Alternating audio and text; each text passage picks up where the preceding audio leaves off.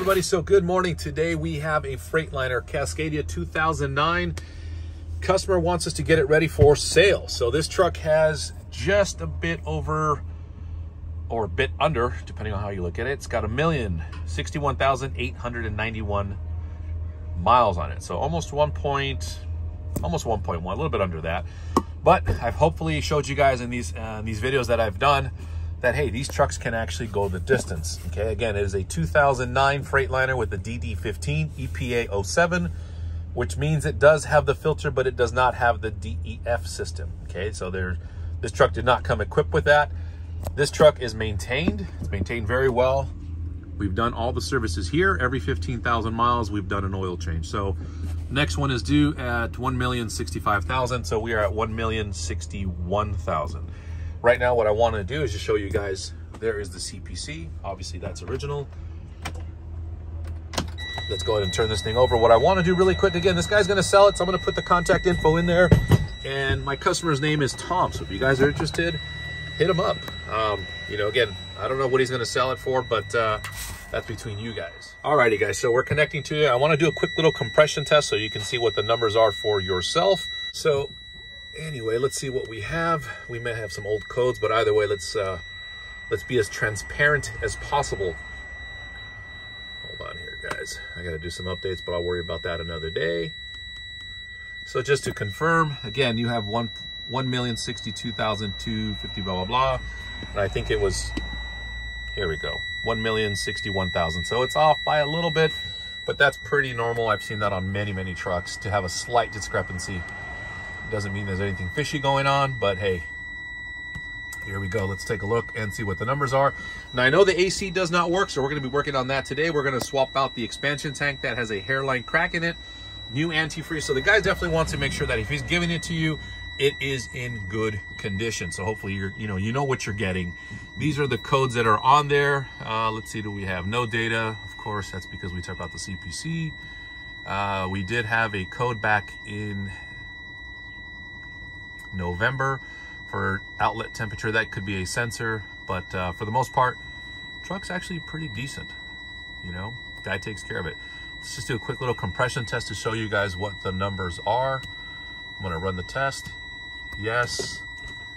All right, let's crank this thing. Here we go.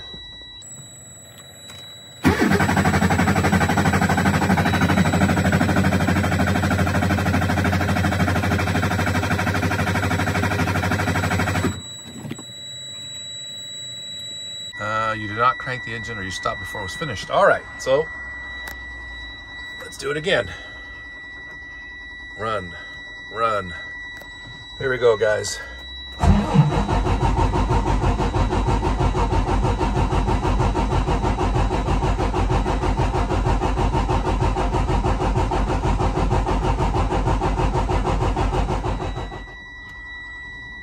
And there you go, guys. There are the results of the compression test. Not bad for a truck with 1 million miles. Again, I like these trucks. I like them a lot. I love these engines. They're good engines. Definitely a lot more reliable than some of the other DD15s that are out. But again, this is 2009, 2010, so it's a slightly different setup, but still very good and very reliable. And let's see here. I'm going to print that up for the customer. Come on. All right, let's fire it up there so you can see what the oil pressure is like. There you go, guys. Look at that oil pressure. It looks really good at almost 75 PSI, probably about 69 PSI. Let's see here what we're going to do. Instrumentation, mechanical. There you go. So look at that, 72 PSI. So we definitely have very good oil pressure. I'm going to let the air build up. You guys don't need to hear this shit. This thing is just annoying when you hear this low air buzzer. But anyway, we're going to get this thing warmed up. I'm going to show you what we're going to do today. And let's get going. Okay, guys, so just to show you that everything functions as it should, these are your lights. That'll automatically turn on the cluster. City horn does not work. That's the one thing that does not work, and I think it's something to do with the clock spring. But we did a little push button here, and that is for your city horn. You do have your power divide, fifth wheel slide, and your suspension dump. So again, we're going to be doing some AC work. Let me show you what we got. So take a quick look. This is what we have on the books for this particular one. This truck, again, customer wants to make it right so he can sell it at least in the best condition possible. So the AC is not functioning. We don't have any leaks except we have one here. I don't know if you can see that there. You're gonna see the oil. Let me see there. There you go. So we're gonna go ahead and swap out this entire assembly, which goes from the passenger side up and over to the driver's side. And then we're also gonna replace the expansion tank. So let's get this. Okay guys, so take a quick look. In order to get this cassette out, or this assembly, from what I understand, this is a complete assembly. So again, the 2 AC lines, and then you're gonna have 2 coolant lines. Okay, it's gonna run up underneath the firewall, or up and over the firewall. It's gonna go down over to the driver's side. Now we're gonna take everything out of the way. Pretty simple, pretty straightforward. Just kind of get all the accessories out. So you're gonna loosen up the AC lines. You're gonna take this coolant line out. So it does require that, yes, coolant will need to come out depending on how much you wanna take out. That's up to you. Let's take a look. So again, you're gonna have a couple points of contact. You're gonna have 1, 2, 3, maybe about a good 4 or 5. And we're gonna take out that splash guard. I'm gonna show you that on the other side. And again, that just gives you more access to working over there, because that's where the water lines are gonna hook up to the sleeper, and then the AC lines hook up again that go back towards the sleeper. So let's get this going so we can go get the part that we need. I'll show you that right now in a sec. Okay guys, so take a quick look at how we are doing it. Now this may not be exactly how you will need to do it, but just to give you a general idea, you do have to disconnect the coolant lines that go to the sleeper, the AC lines. There's a few brackets that you're gonna have to disconnect and get out of the way.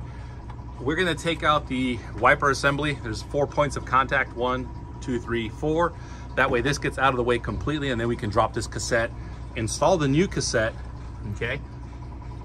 And then we'll go ahead and get the new one in. We're gonna get everything hooked back up, put some new seals down there, connect the hoses, Freon, all the good stuff, and then we should be ready to go from there. So again, just to give you guys a general idea what we're gonna do to replace this assembly or cassette or whatever they call it now. But yeah. All right guys, so now you can see that we removed the wiper assembly just so that it doesn't get in the way. This should need to drop, or this thing just needs to drop. We're gonna have to make sure we got everything out of the way. Sometimes they get a little stuck. So Tony's gonna go ahead and show you guys how he does it. So take a look. It's already broken, so you're really not gonna break anything else. There you go. Pretty much just drops right out. That's it. Hold on, Chubble. Espérate. There we go. All right, guys. So there we go. So this complete assembly is trash. Now, I don't know if they sell any parts that are available for this particular one, but again, I think it's a complete assembly just because of the way those hoses are crimped. You could probably take it to somewhere like Hoseman, and they might be able to fix it. Don't know. That's up to you guys. So there you go. So now I got to go to Freightliner, pick this up, get the new one installed, connect everything up, juice it up with some Freon, and we are ready to go. I'll show you that in a sec when I get back. So this is going to be our new surge tank or expansion tank. That is the Ottoman part number. You can also go by this particular part number here, made by Mall, whatever that is. Pretty good quality. This is an aftermarket one, not original, but it is still made through or with Bayer, which is a good quality one. There's a few aftermarket ones out there that I would not recommend. We are also going to replace the coolant filter. You're going to see what that looks like right now in a second. Old coolant gone. We're going to dump that and put all brand new 50/50 antifreeze. And there we go. We're going to get that expansion tank out, new filter, like I said. So let's get all the parts that we need. We'll be back. Should you change your coolant filter? You be the judge of that. This thing was starting to collapse on itself, and there it goes. So my thought on that is definitely replace your coolant filter. So that's why we're going to do that. We're going to get a new coolant filter, new coolant, and this thing should be ready for its new owner whenever that happens. But anyway, so we're gonna let that run out. Like I said, we're gonna get a new expansion tank in there. That one's got a little bit of a hairline crack, and we are ready to. All right, guys, so we have all the parts that we needed from Freightliner. So we have this new replacement HVAC cassette. So it's a complete assembly, goes from the left side all the way up and over to the right. Okay, pretty simple. There's only 5 points of contact, which is nice. We're gonna go ahead and connect the coolant lines. We're gonna connect the AC lines, as you can see here. Okay, they do come with the little seals, if I'm not mistaken. If not, you might need those. But yeah, normally they come with those seals that are on there, which is great. So we're gonna install this on here. We're gonna pressure test the system once we're done. So obviously we still need to connect over on the driver's side. But once we're done there, we can test it, put the coolant back in. So we've got the new surge tank in. We've got the new filter in. We're gonna add coolant coolant, 12 gallons approximately, maybe a little bit more, a little bit less.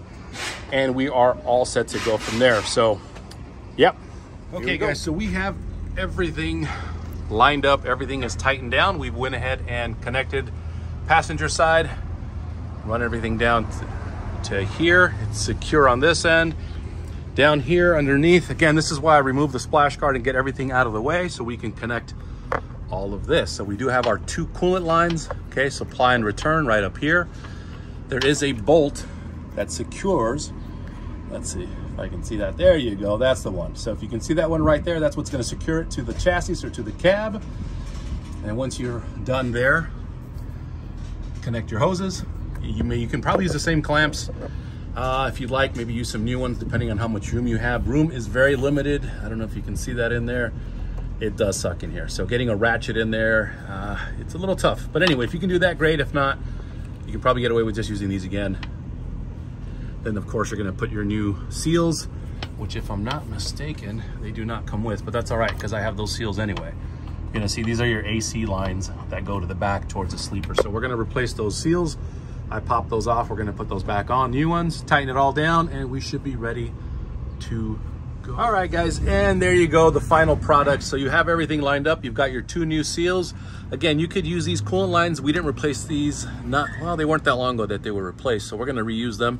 There's nothing wrong with that. Those are the coolant lines, again, that go to the back of the cab, heater supply, return. Everything is buckled down and ready to go. So what we're gonna do is we're gonna add the antifreeze. We're gonna add all the new stuff and go from there and test to make sure we have no leaks or any other issues. And if we're good to go, we're good to go. Okay, guys, so we have everything connected. We are still going to need to add more antifreeze, but what I wanna do is start the truck up. We connected all the plugs except for the wiper. I'm not gonna worry about that just yet. And what we're gonna do, like I said, is fire this truck up. Oop, hold on. All right, we're gonna fire this truck up. Give me 1 second here, guys. All right. What I advise is you turn on the heater on maximum, and you're gonna do the same thing for the sleeper so you can get all that coolant, get everything working. There we go, we got all that on, got it on. All right, let's fire it up. That coolant level will drop once we get it started. Ready? All right, guys, there we go.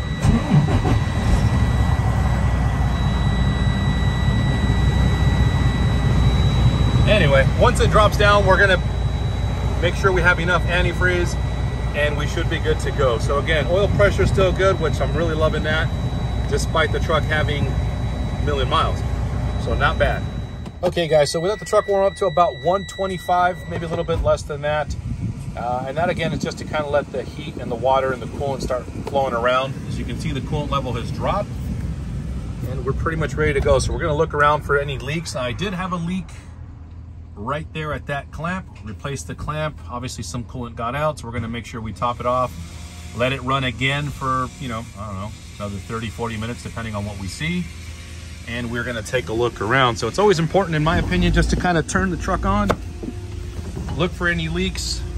Sometimes, actually this is always a really common place for it to leak. I don't see, there it is. All right, so I gotta take a look at that right now. And we'll go from there. But yeah, that's always a common place for it to leak. So again, run the truck, let it get hot, make sure you don't have any leaks, and you're good to go.